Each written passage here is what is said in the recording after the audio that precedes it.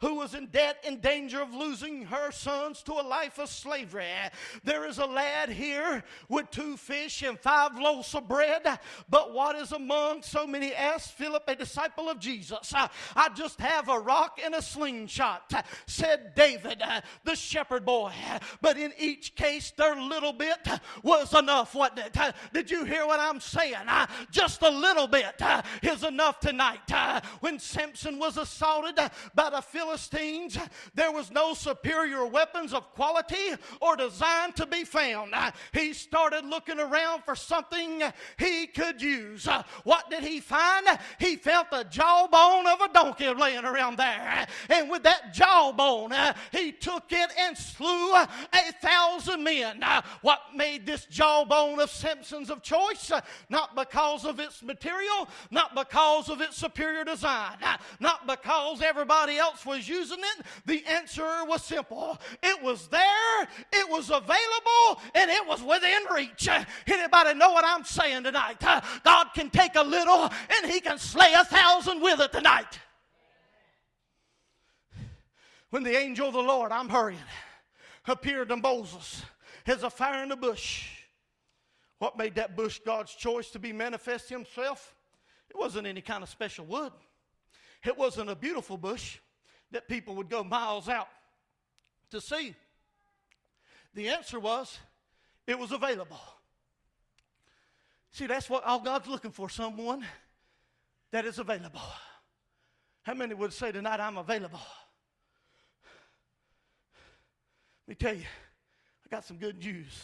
Any old stick in any old bush will do. Amen. He's not looking for greatness. He's not looking for beauty. He's not looking for perfection. He's just looking for what you have in your availability. Amen. When Samson looked at that jawbone of a donkey, he saw something no one else saw. He saw an instrument of mass destruction there. Can you imagine what he says? And that's what it become in his hand. Had he had despised the jawbone and thought it would be too weak or too insignificant, he may have died at the hand of the enemy, wouldn't he? But he didn't. He said, I'll take what I can grab a hold and I'll use it. As that old jawbone of a donkey. Took out 1,000. What was behind that jawbone? God was behind that jawbone, wasn't he? So many are defeated tonight because we won't allow God to use what we do have. Too many churches won't do nothing tonight because they think they don't have nothing. God ain't looking for what you don't have. He's looking for what you do have. You hear what I'm about to tell you, Houston Town. I told Robbinsville this when I was down there. It ain't how small you are. Did you hear me? It's about how big he is. You get that mentality, then you'll realize we can do all things.